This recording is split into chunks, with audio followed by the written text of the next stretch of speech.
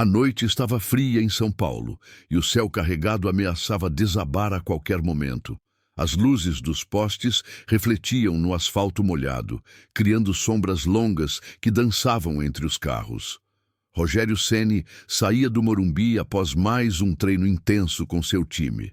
Vestia um casaco escuro, com o capuz parcialmente cobrindo a cabeça, tentando escapar das câmeras e dos fãs que, mesmo tarde da noite, ainda esperavam por uma chance de falar com o ídolo. Ele não costumava sair pela porta da frente, mas naquela noite algo o levou por outro caminho. Talvez fosse o desejo de andar sozinho, talvez apenas o impulso de respirar o ar gelado da cidade. Enquanto caminhava em direção ao carro, estacionado em uma rua lateral, algo chamou sua atenção. Não foi um som nem uma voz. Foi um olhar perdido, envelhecido, mas incrivelmente familiar. Sentado ao lado de uma lixeira coberto por jornais, com uma sacola plástica ao lado e um cobertor puído cobrindo as pernas, estava um homem com o rosto encoberto pela barba e a sujeira do tempo nas ruas. Mas os olhos, aqueles olhos, eram os mesmos de quase 30 anos atrás, quando Rogério ainda era um garoto do interior, chegando ao São Paulo Futebol Clube cheio de sonhos. Ele parou. Por um momento pensou estar imaginando coisas, mas ao se aproximar, o choque foi inevitável. Aquele homem era Darlan, o primeiro treinador de goleiros que ele teve quando chegou ao clube. Um homem que, anos atrás, tinha sido referência, mentor, conselheiro e até uma figura paterna nos momentos mais difíceis da carreira do jovem Rogério. Darlan? Ele sussurrou, sem acreditar.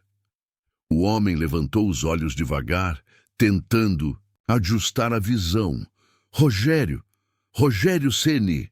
A voz saiu rouca, embargada pela emoção e o tempo. A cena era de cortar o coração. Rogério se agachou diante dele, sem se importar com o chão sujo, sem se preocupar com quem poderia ver. Um silêncio denso tomou conta do momento, quebrado apenas pelas buzinas distantes e os pingos da chuva que começavam a cair. Darlan não conseguia falar direito, mas lágrimas escorriam em silêncio por entre os vincos profundos de seu rosto. Rogério segurou a mão dele, firme, como quem segura uma parte esquecida de si mesmo. Era impossível ignorar aquela realidade. Como alguém tão importante em sua vida, alguém que o ajudou a construir a carreira, havia sido engolido pelas ruas, sem que ninguém notasse. "O que aconteceu com você?" perguntou ainda ajoelhado. "A vida aconteceu. Aposentei cedo. Perdi tudo. Minha esposa, minha casa, e aí fui ficando invisível. Mas nunca deixei de te assistir, mesmo de longe. Nunca deixei de ter orgulho." As palavras batiam em Rogério como socos. Ele se levantou num impulso e fez o impensável. Tirou o próprio casaco e envolveu Darlan com ele. Em seguida, ligou para alguém de sua equipe. Pediu para levarem um carro imediatamente. Darlan tentou recusar, envergonhado, mas Rogério foi firme como nos seus tempos de capitão. "Você me ensinou a nunca desistir. Agora é minha vez de fazer o mesmo por você." Enquanto o carro não chegava, os dois ficaram ali conversando. Rogério quis saber tudo. O que tinha acontecido, onde ele havia morado, como tinha sobrevivido, porque ninguém do clube soubera. Darlan contou fragmentos de uma história triste, marcada por perdas, vícios que vieram com a solidão e o esquecimento de um mundo que gira rápido demais. Quando o carro chegou, Rogério ajudou o velho treinador a se levantar e o acomodou como se fosse um familiar querido. Ele não ia embora dali sem ter certeza de que Darlan teria um teto, comida e cuidados. Mas o que Rogério não sabia é que aquele gesto simples, movido pelo coração, iria emocionar o Brasil inteiro nas próximas 24 horas. Na manhã seguinte, o Brasil acordou diferente. A imagem que circulava nas redes sociais era forte.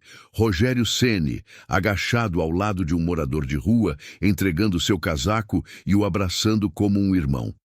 Alguém que passava pela rua havia registrado discretamente a cena e publicado com a legenda: "Um gigante reconhece outro gigante." Respeito. A internet fez o resto. Em poucas horas, jornalistas, torcedores, ex-jogadores e até políticos comentavam o gesto. Mas o que ninguém sabia ainda era quem era aquele homem ao lado de Rogério. E foi o próprio Rogério quem quebrou o silêncio. Ele apareceu diante das câmeras em uma entrevista exclusiva.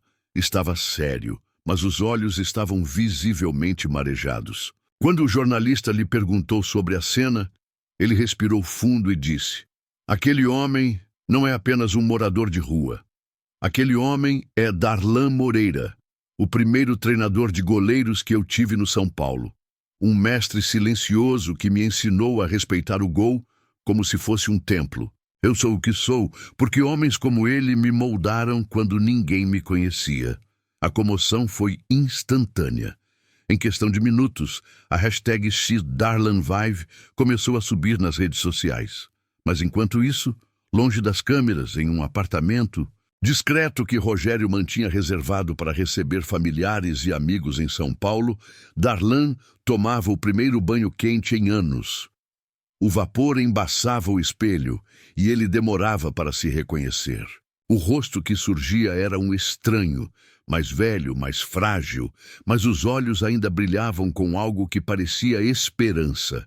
Rogério entrou no apartamento com uma sacola de roupas novas e uma bandeja com café da manhã completo. O cheiro de pão na chapa e café forte invadiu o ambiente. Darlan, ainda com a toalha no ombro, olhou para ele com um sorriso tímido. "Você ainda gosta de café com açúcar demais?" "3 colheres e um pouco de leite, senão não desce." Ambos riram. Riram como nos velhos tempos, quando a vida era simples e os sonhos cabiam dentro de um campo de treino. Enquanto comiam, Darlan começou a contar o que ninguém nunca soubera. Após se aposentar do clube, tentou treinar times menores, mas sem contatos, e com a idade avançando, foi sendo deixado de lado. Quando a esposa morreu de câncer, ele perdeu o chão. Tentou manter a casa, mas com as dívidas e o luto, acabou vendendo tudo. A rua não foi uma escolha, foi a única opção. Rogério ouvia tudo em silêncio. Cada frase era uma facada no orgulho do futebol brasileiro, que tantas vezes esquece de seus heróis anônimos. "Você sabia que por anos eu sonhava que um dia você seria técnico? Eu dizia, esse menino vai ser mais do que goleiro, vai ensinar os outros. E você acertou, mas eu queria que tivesse visto isso antes. Agora eu vi, e sabe o que mais? Tô orgulhoso." Naquela mesma tarde, Rogério fez algo ainda mais impactante. Ligou para a diretoria do São Paulo Futebol Clube. Pediu que abrissem as portas para uma homenagem. Mas não era uma simples cerimônia. Era um acerto de contas com a história. 9. Dia seguinte, diante da imprensa, Rogério subiu ao palco no auditório do clube, ao lado de Darlan, agora barbeado, vestido com roupas novas, olhos vivos e postura altiva. Os jogadores presentes se levantaram para aplaudir. O presidente do clube entregou uma placa de reconhecimento ao velho treinador. Mas o gesto mais poderoso veio de Rogério. "Quero que todos aqui saibam. Sem esse homem, não haveria o Rogério. Ceni que vocês conhecem. Hoje o São Paulo resgata um dos seus maiores tesouros esquecidos." As lágrimas escorriam livremente no rosto de Darlan. Aquela era mais do que uma homenagem. Era a recuperação da dignidade, o reencontro com a própria história. Em meio aos aplausos, ele se virou para Rogério e murmurou: "Você me tirou do esquecimento. Isso vale mais do que qualquer troféu." Mas o que ninguém esperava era o que viria a seguir. Um gesto que surpreenderia até os mais céticos e emocionaria até os mais indiferentes. Aquela noite parecia comum para os telespectadores do programa esportivo mais assistido do Brasil. Até que o apresentador anunciou uma matéria de cortar o coração e, ao mesmo tempo, capaz de restaurar a fé nas pessoas. Em poucos segundos, imagens da homenagem no auditório do São Paulo invadiram as telas de milhões de lares. mas foi a última parte da reportagem que fez o país inteiro se calar. E o que Rogério Ceni fez, logo após a homenagem, surpreendeu a todos, inclusive a própria diretoria do clube. A câmera então mostrou o momento em que, após os aplausos, Rogério segurou o microfone e pediu silêncio. O auditório já estava emocionado, mas ninguém esperava o que ele diria em seguida. Eu pensei muito nas últimas 48 horas e cheguei à conclusão de que minha dívida com o Darlan não pode ser paga com homenagens ou discursos bonitos. Por isso, hoje, diante de vocês, eu anuncio. Darlan Moreira é o novo coordenador de preparação de goleiros da base do São Paulo Futebol Clube. O auditório explodiu em aplausos. Alguns jogadores se levantaram novamente. Outros, mais velhos, choravam. E Darlan, com as mãos trêmulas, cobriu o rosto e chorou como uma criança. Mas não era apenas um cargo simbólico. Nos bastidores, Rogério já havia providenciado tudo. Um contrato oficial, salário digno, acompanhamento médico, um apartamento perto do CT da base, plano de saúde e apoio psicológico. Para ele, dar um lar a Darlan não era suficiente. Ele queria devolver o propósito, o sentido, a utilidade que os anos haviam apagado. Na manhã seguinte, a sede do São Paulo amanheceu com flores, cartas e faixas deixadas por torcedores anônimos. Uma delas, presa ao portão de entrada, dizia: "Bem-vindo de volta, mestre." E foi assim que, menos de uma semana depois de ser encontrado em situação de rua, Darlan voltava a pisar em um campo de treinamento, desta vez com meninos de 13, 14 e 15 anos, jovens que sonhavam em ser os próximos grandes goleiros do clube. E ele, com seu olhar atento e postura firme, voltou a ensinar o que sempre soube: que o goleiro não é apenas o que defende a bola, é o que sustenta o time quando tudo parece perdido. Os meninos ouviam atentos. Para eles, aquele senhor de cabelo grisalho e pele marcada era mais do que um técnico. Era um exemplo vivo de que ninguém está realmente perdido, enquanto houver alguém disposto a estender a mão. Nos dias que seguiram, diversas figuras do futebol brasileiro vieram visitar o CT só para reencontrar Darlan. Ex-jogadores, jornalistas esportivos, até adversários históricos do São Paulo fizeram questão de prestar respeito. A história havia ganhado o país, e não só pelos jornais esportivos. Canais de variedades, revistas, podcasts, programas, de domingo, todos queriam contar o que havia acontecido ali. Mas a emoção maior veio quando Darlan foi convidado para entrar no gramado do Morumbi no intervalo de um clássico. Mais de 50 mil torcedores de pé aplaudiram de forma ensurdecedora. E quando ele caminhou em direção ao centro do campo, com a camisa tricolor no corpo e os olhos marejados, apontou para a arquibancada como se dissesse: "Eu estou aqui, eu voltei." E na beira do campo, com o colete de técnico, Rogério Ceni observava de longe, os braços cruzados, mas os olhos brilhando. Ele sabia o que havia feito. E sabia que naquele dia não era ele o herói. Era o professor que, mesmo esquecido pelo mundo, havia sobrevivido para ser lembrado da forma mais digna possível. A história já era inspiradora o suficiente, mas ninguém esperava que, ainda naquela noite, algo aconteceria nos bastidores do estádio que deixaria o Brasil inteiro em choque e faria essa história ficar para sempre guardada no coração do povo. A noite do clássico estava chegando ao fim. O São Paulo vencia por um placar apertado, mas o que realmente importava naquele dia não era o resultado dentro de campo, e sim tudo o que aconteceu fora dele. Darlan havia sido ovacionado por mais de 50 mil vozes, e pela primeira vez em décadas sentia-se completo. Mas o destino, sempre imprevisível, ainda tinha uma última página a escrever nessa história. Enquanto os jogadores voltavam ao gramado para o segundo tempo, Darlan foi levado de volta aos bastidores do estádio. Lá reencontrou antigos colegas, deu entrevistas rápidas e, por insistência de Rogério, Subiu até um camarote reservado, com vista privilegiada do campo. Não quis sentar. Preferia assistir de pé, mãos cruzadas nas costas, como fazia antigamente à beira dos gramados. Porém, faltando poucos minutos para o apito final, um funcionário do clube apareceu apressado, chamando por Rogério. Havia algo urgente. Darlan estava passando mal, uma tontura repentina, suor frio, a respiração curta. Os médicos do clube correram para o camarote e Rogério foi atrás, disparando pelos corredores, como se fosse um jogador correndo para defender o último pênalti da final. Ao chegar, encontrou Darlan sentado, pálido, mas consciente. Estou bem. Só me emocionei demais. Meu coração nunca imaginou que viveria isso de novo. Disse com um sorriso fraco, mas sereno. Rogério ajoelhou-se à sua frente e segurou suas mãos, como fizera na noite em que o reencontrou na calçada. Fria.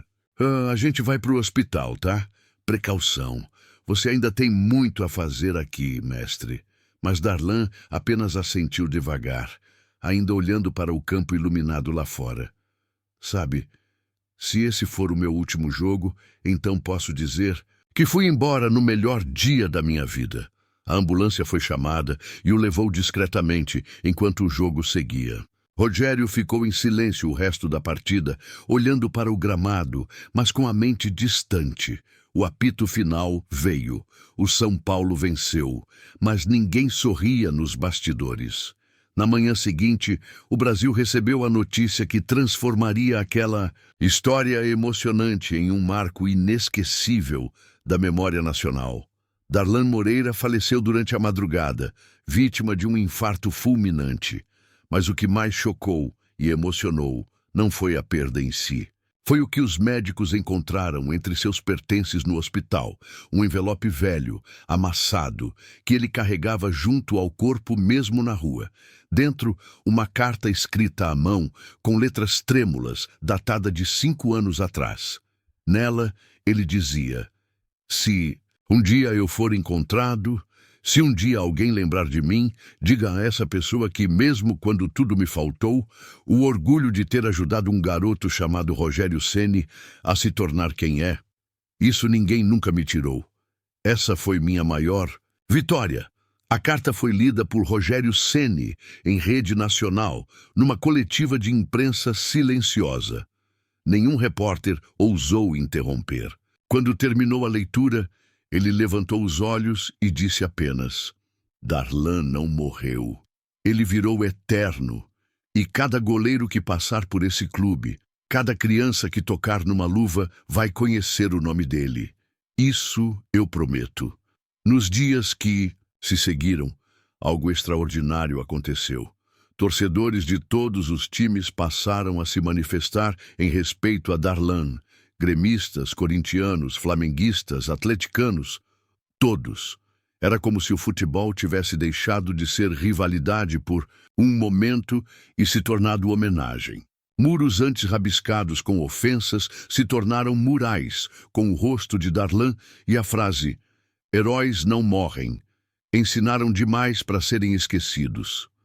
O São Paulo decretou luto oficial e mudou o nome do Centro de Preparação de Goleiros para Centro de Formação Darlan Moreira. Um busto foi erguido no CT e, meses depois, o clube lançou um documentário com narração de Rogério, contando toda a história, desde a calçada fria até o último aplauso no Morumbi. A última cena do filme mostrava uma gravação antiga, resgatada de uma fita VHS dos anos 90. Um treino simples, quase caseiro. Darlan ao lado de um jovem Rogério, ensinando como pular na bola com o tempo certo. A imagem tremia, o áudio era ruim, mas dava para ouvir claramente a voz do treinador, dizendo: "Lembre-se, garoto, um goleiro é o último a desistir, sempre." O vídeo se encerra ali, em silêncio, e quem assistia chorava, porque aquela não era só a história de um goleiro. Era a história de 2 homens que se reencontraram no limite da vida e provaram que a gratidão pode vencer até o esquecimento.